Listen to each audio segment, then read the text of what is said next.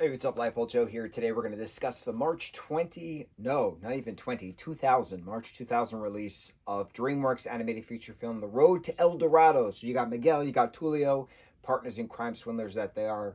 You have their, Cortez's horse, Altivo, technically, who they befriended along the way. And then eventually they meet up with Chell. So it's the four of them doing their shenanigans, if you will, in El Dorado. So El Dorado, mythos-wise, is a city of gold in what's now currently Colombia. So pre-Columbian people of that area were the Musica people, which technically is the Spanish word for whatever that tribe is, that people was prior to colonialism. So the Inquisition was more south. Now, Aztec, Mayan, Incan wise, in regards to mythos, this particular story uses mythos from Maya. So Xibalba is where the sacrificial spirit realm is, that, you know, the high priestess Tetsukan is sacrificing and stuff, right? So how does Miguel and Tulio go from Spain to El Dorado, right? How do we get to Spain to pre-Columbia along the way on Cortez's ship? So this is 1500s. This has the two swindlers escaping Spain, inadvertently stowing away on Cortez's ship as they're headed.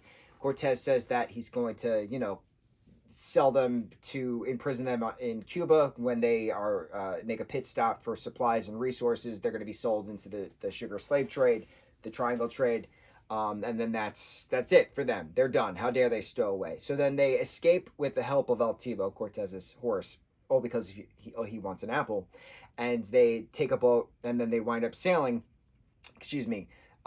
Cascading through the ocean, if you will. Throughout the Caribbean, and then eventually crash landing onto the shores of Colombia. Now we call it Colombia. It wasn't called Colombia back then.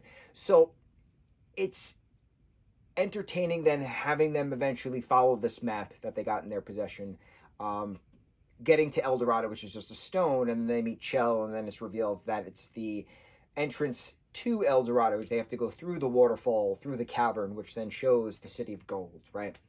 And then it's a matter of they're perceived as gods. And they play along with that. And then there's the people's chief versus Tetsukan, who is the, high priest. And what happens when mythology meets reality? Reality? What happens when the gods meet humanity, right? And then it's revealed that they actually are humans and not the gods and things. It's a great musical story along the way. It's then a great matter of how do you stop Cortez from getting to El Dorado? Well, you obviously destroy the cavern. So how do you do that? You fill the big boat up with gold and you smash it into the columns, and that's it. And then on to the next adventure. It's a wonderful story. It's a fast story. It's a very adult humor story, especially with Tulio? Miguel. Oh, God, they scream their names all the time. I can't remember who winds up with Chell at the end. Let's say Tulio.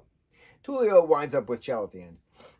So it's a matter of putting friendship before the whole putting the boys before the girls thing, or like, how does that work? And then if there's a jealousy between one guy getting the girl and then the other guy wanting the girl, but does the girl want both guys? It was a wonderful throuple kind of complex that they had going on back in 2000. When you're a kid watching this, you're not really paying attention. But now that 24 years later, here I am watching this, I'm like, oh, throupling about. I haven't seen this movie in a while. But what's cool about this is that it still has withheld the test of time, where so many millennials have been screaming that we want this as a live-action remake. They've been announcing this live-action remake here, this live-action remake there. Then DreamWorks finished the filming for the live-action How to Train Your Dragon, which is based on the 2010 film. So here we are 14 years later. They're doing the editing. I'm thinking this comes out beginning of next year. I think 25, but still, if they can do that, and How to Train Your Dragon is DreamWorks, they can easily do a live-action El Dorado, which is what all of us have been asking for. I feel like if the studios listen to the audience, then the projects will do better, because the studios are doing a lot of stuff that we're not asking for, and it's not doing well. So how about you flip it and you ask the audience what they want. The audience wants a live-action El Dorado. Give us a live-action Road to El Dorado. You're going to make a lot of money off of it because the audience is asking for it. The audience is asking on the Disney side, not the DreamWorks side. The audience is asking on the Disney side for a live action Atlantis and a live action Treasure Planet. Why don't you listen to your audience and make the live action films that we keep asking for, not giving us stuff we're not asking for? How about we try that? How about we try that from a business perspective? Listen to the audience to see where the money is going to be going.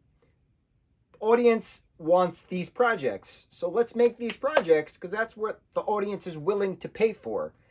I don't get it. So I'm hoping down the road soon we get an announcement for a live action Road to El Dorado, which is going to be absolutely gorgeous and fantastic, and the music is going to be wonderful, and the special effects are going to be great, and it's going to be funny. It's going to be great on a nostalgic front. Wonderful. Let's do it. Road to El Dorado, 2000, iconic cult classic millennial film. On to the next review. Mahalo.